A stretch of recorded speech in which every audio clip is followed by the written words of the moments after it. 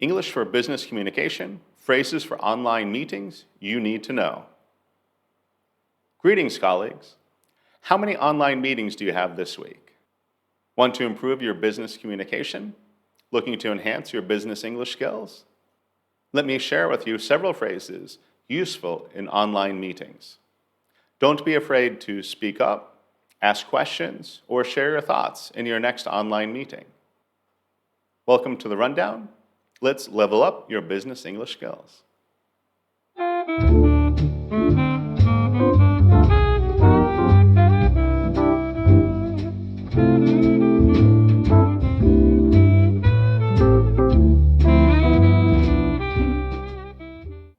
So here are some phrases that you might hear at the very beginning of the virtual meeting. Let's give everyone a few more minutes to join. Are we all on? Of course, we're just checking to make sure that everyone is there. Maybe you know that somebody else is trying to join, so you're going to speak up and tell them, no, Nancy is still joining, give her a moment. Or, no, Nancy isn't going to come, so we're all here, something like that. That can be very useful. You don't want to be waiting for people that aren't coming. And you don't want to start if somebody's about to join, then you have to say it again, that sort of thing. Can I ask that we all state our names, please? So this can be useful, especially if it's a smaller or medium-sized group. You want to specify who you are, or you want to identify who the others are in the group. I'm here, it's Timothy from Tbilisi, or it's Timothy from the accounting department, the legal department, or whatever branch you're from.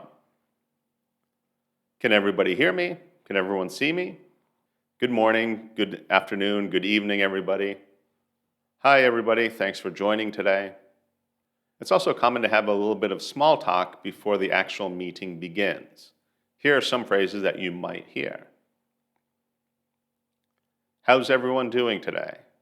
What's the weather like where you are? Did everyone have a good weekend? Does anyone have exciting plans for this weekend? It looks like we're all here. Okay, everyone, let's get started.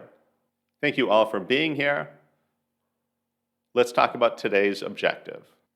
Let's talk about the purpose for today's meeting. Of course, sometimes you might not hear or understand what someone is saying. This can happen in the real world, but it certainly happens in the virtual world, regardless of language ability.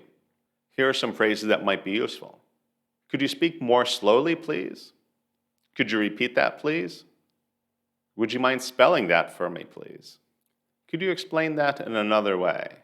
I'm afraid I didn't get that. I'm sorry, but could you speak up a little? I didn't quite hear that, sorry. Can you say it again? I didn't catch that last bit. Can you say it again? Or I didn't catch what you said after such and such. Can you say that again? And of course, even in a virtual meeting, sometimes real life, intrudes. So here are some phrases that might be helpful when that happens.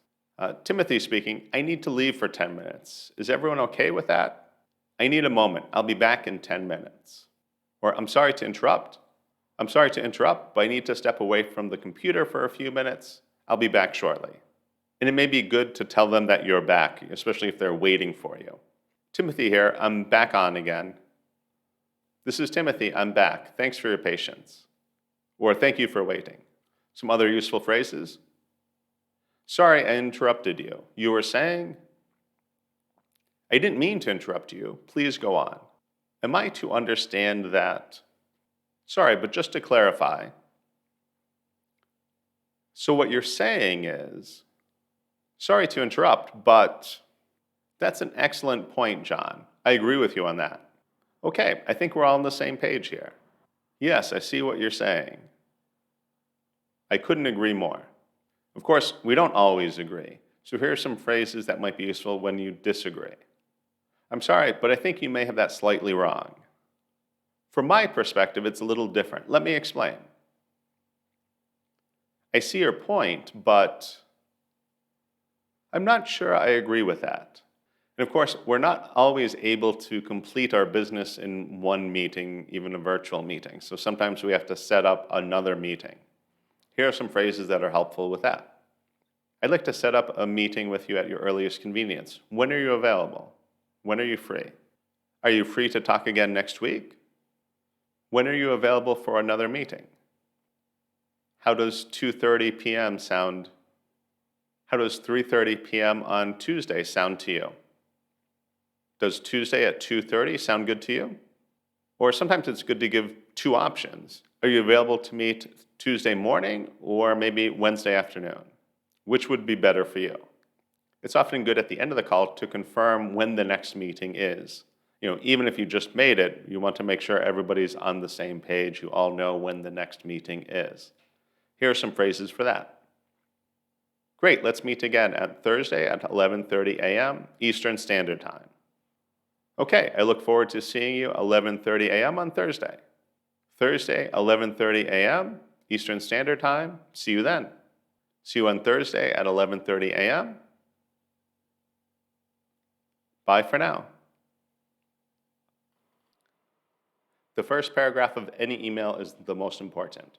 It will determine whether the reader keeps reading the email or just stops reading and forgets about this email. To learn the right strategies and tips for writing that first email, watch this next video. But before you go, conquer that like button and make it ours. Work hard today and enjoy tomorrow.